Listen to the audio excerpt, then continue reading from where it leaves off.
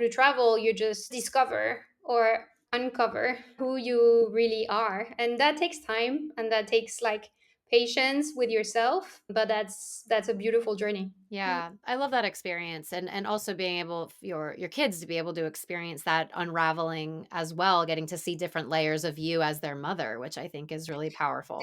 Yeah, this is so true. So I had such a beautiful conversation with one mom that was in Italy, actually, so in another location. But she told me like, I think, Elodie, for the first time, my kids actually got to meet their mother. Oh my god, I wanna cry.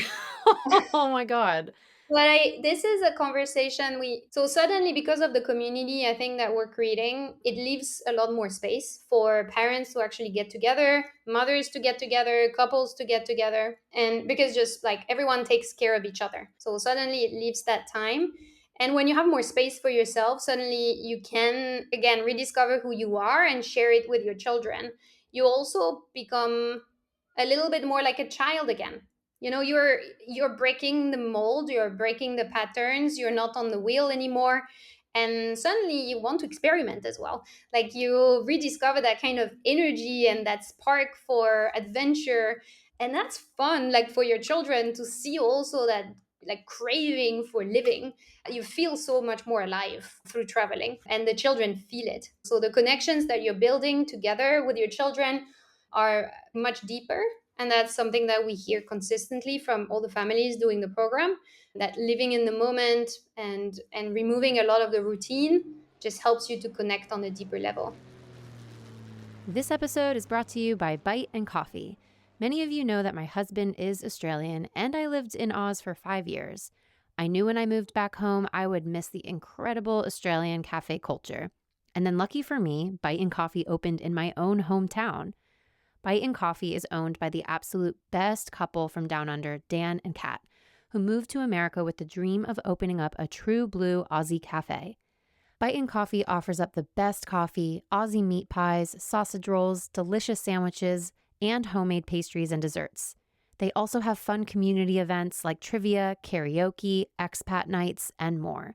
If you're living or visiting in South Florida, be sure to check out Bite and Coffee, located in Lighthouse Point. That's BYTE and Coffee, located in Lighthouse Point. So let's talk a little bit about the program. If, let's say, someone said, I want to spend a whole boundless year, I want to do 4 cohorts in a row, Mhm. and I'm going to do 3 months here, 3 months in Bali, 3 months in Greece, 3 months in Portugal, 3 months in Italy. Is it possible to do something like that where the kids can follow the program as they move cohort to cohort? Or is it recommended to give a little space? Like, is that possible for someone to even do that? We have a lot of families who are doing gap years, Yeah. and indeed, they will do back to back cohorts. The beauty of the program is that you can design it the way you want. So there is no obligation or direction that Boundless gives you in terms of location. The only thing that you need to be aware of is obviously visas, if there are Yeah. any visa restrictions that you have. But for the children, it will be extremely seamless because the education centers look all the same from the inside. They're furnished the same way. They have the same structure. Oh, The wow. curriculum is the same. The educators are trained in the exact same way. So obviously, like there will be moments, culture time, that will be very, very different. So if you're in Bali, they will be learning about the Balinese traditions and culture, and in Greece, we'll be covering the Olympics and the mythology. But like in terms of program of the day and routines and again the look and feel, it will feel very familiar, and most likely the beauty of it is they will also meet friends. Yeah. So whenever we travel, the girls know like 5 6 kids in every location. We don't coordinate, but it always happens that, oh, we're gonna meet XYZ, and there is a lot of excitement to reconnect on another location.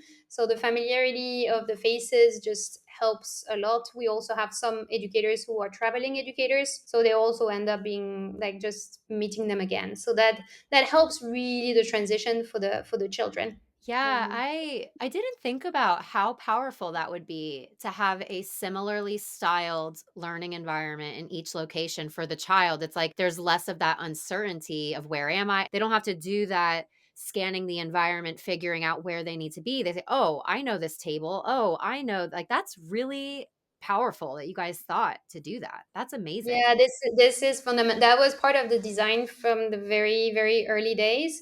For the children, just entering a safe and cozy environment that they know is already a major step. We also make sure that before the children are coming in, we have an admission team. So they have what we call a 360. So we build their profile before arriving. We get to know them, what they like, what they don't like as a learner. And this is the information that flows to the local team before they get started.